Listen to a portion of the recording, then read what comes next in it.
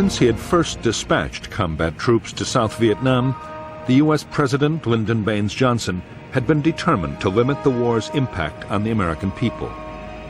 He had refused to call up the reserves and had never pushed for any formal declaration of war by Congress. Despite mounting casualties, the U.S. never officially declared war on Vietnam. Up to now, Johnson's approach had seemed to pay off. There was some anti-war feeling, but nothing so serious as to threaten the president's policy.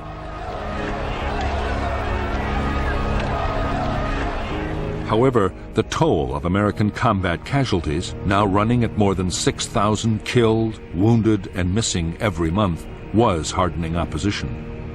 The draft call had been increased, yet so far no real attempt had been made to get the American public's support for the war or its aims.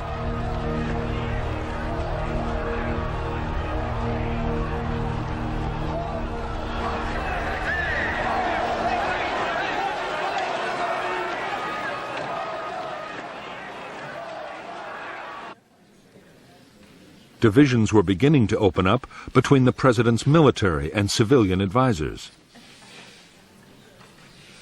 The Joint Chiefs of Staff wanted more damaging targets for the bombing campaign against the North.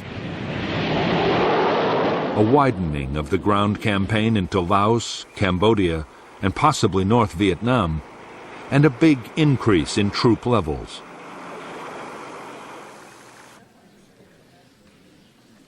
On the other hand, the Defense Secretary, Robert McNamara, strongly opposed escalating the war.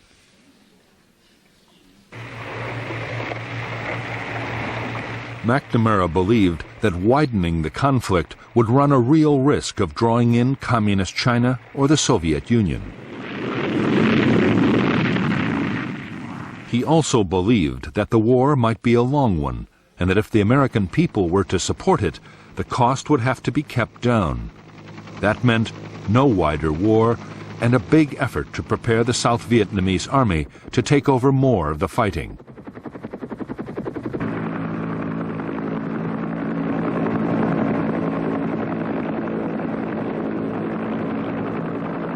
In the face of contradictory advice from his military and civilian advisors, President Johnson's reaction was to compromise.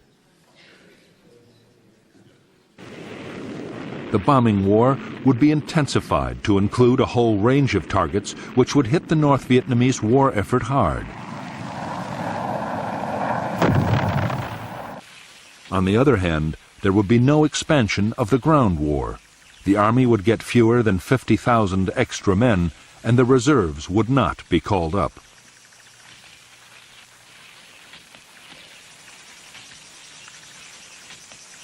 On September 29, 1967, President Johnson took a step closer to those advisers who were arguing against escalating the war.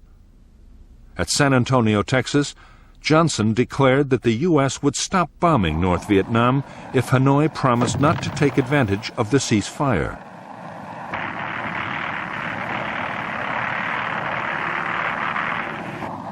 There was no response from Northern leaders.